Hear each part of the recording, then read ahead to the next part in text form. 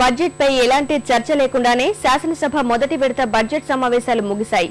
విపక్షాల నిరసనల మధ్య మూజువాణి ఓటుతో 3 నెలల కాలానికి అవసరమైన ఓటాన్ అకౌంట్ కు శాసనసభ ఆమోదం తెలిపింది.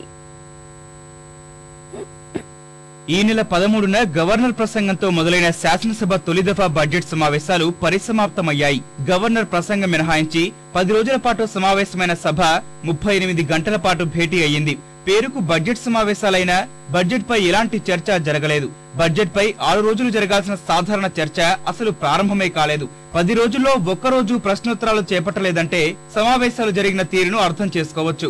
అధికార పార్టీ సభ్యులు గవర్నర్ ప్రసంగానికి ధన్యవాదాలు తెలిపే తీర్మానంపై చర్చ ప్రారంభించిన ముఖ్యమంత్రి సమాధానం ఇవ్వకుండానే సభ ఆమోదించింది. స్థాయి సంఘాల ఏర్పాటు నేపథ్యంలో ఏప్రిల్ నుంచి జూన్ వరకు అవసరమయ్యే వ్యయానికి సంబంధించిన ఓటాన్ అకౌంట్ పైన చర్చ జరగలేదు. విపక్షాల నిరసనల మధ్య ఆర్థిక మంత్రి ఆనం రామనారాయణ రెడ్డి ప్రవేశపెట్టిన ఓటాన్ అకౌంట్ ద్రవ్య వినిమయ బిల్లుకు మూజువాణి ఓటుతో సభ ఆమోదం తెలిపింది.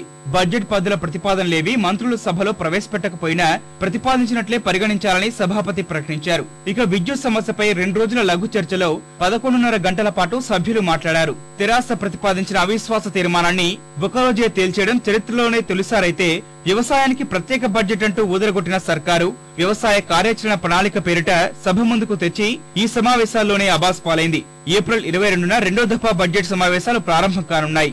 ఈ మధ్యలో బడ్జెట్ పద్ధతుల ప్రతిపాదనల్ని స్థాయి సంఘాలు సమీక్షిస్తాయి. ఇందుకోసం 12 స్థాయి సంఘాల్ని ఇవాళ రేపట్లో ప్రకటిస్తారు.